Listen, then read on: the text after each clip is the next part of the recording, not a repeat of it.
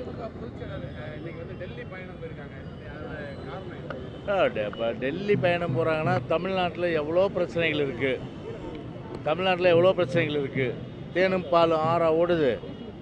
மக்கள்லாம் சுபிட்சமாக இருக்காங்களா? மக்கள்லாம் வந்து பார்த்தா ஆனந்தமாக இருக்காங்களா? மக்கள் இன்றைக்கு சொல்ல முடியாத ஒரு துன்பத்தில் இன்றைக்கு இருக்கிறாங்க. சட்ட ஒழுங்கு தினம் மோசம். தினந்தோறும் படுகொலைகள், தினந்தோறும் ஆள் கடத்தல், தினந்தோறும் கட்ட பஞ்சாயத்து, காவல்துறைக்கு ஒரு பாதுகாப்பு இல்லாத ஒரு சூழ்நிலை. எனவே சட்ட ஒழுங்கு பாதிக்கப்பட்டிருக்கிற நிலை தமிழ்நாட்டிலே.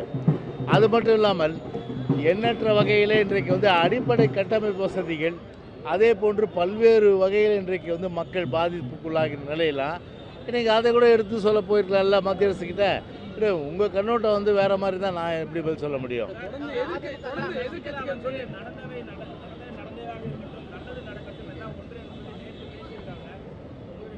இல்லை, அது குறித்து ஏற்கனவே பொதுச் செயலாளர் தெளிவாக விளக்கம் சொல்லிட்டாரு.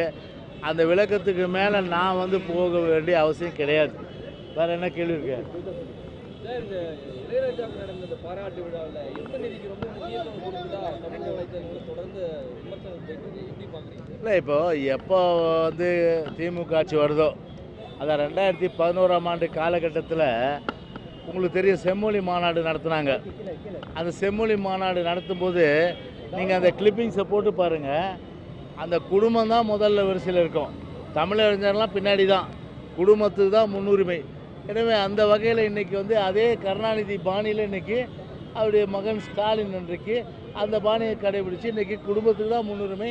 அது இவருடைய அந்த பாராட்டு, இளையராஜா பாராட்டுள்ள முன்னுரிமை கொடுத்துருக்காங்க. எனவே இன்மை நிதியை கொண்டு முன் வரிசையில் உட்கார இருக்கிறாங்கன்னா இது ஊப்பிகளுக்கு, யார் உடன்பிறப்புகளுக்கு மகிழ்ச்சி, தமிழ்நாட்டு மக்களுக்கு பேர் அதிர்ச்சி. ஜெயலலிதா மறைவுக்கு பிறகு பாஜக தான் ஆட்சி காப்பாற்றுது, அந்த நன்றி கடை எங்களுக்கு இருக்குன்றதை சொல்லிட்டாரு. நாடாளுமன்ற தேர்தலில் கூட்டணி வைக்கும் போது அந்த நன்றி கடை மட்டும் கூட்டணி வைக்கிறது. அதெல்லாம் நேற்று கூட்டத்துக்கு போனீங்களா இல்லையா முருகேசன் எனக்கு தெரியாது. நீங்கள் போயிருப்பீங்கன்னு நினைக்கிறேன். எல்லாம் தெளிவாக சொல்லிட்டாரு. அது அவருடைய பதில், அதற்கு விடை. ஓகே, போதும், நாளைக்கு பார்த்துக்கலாம்.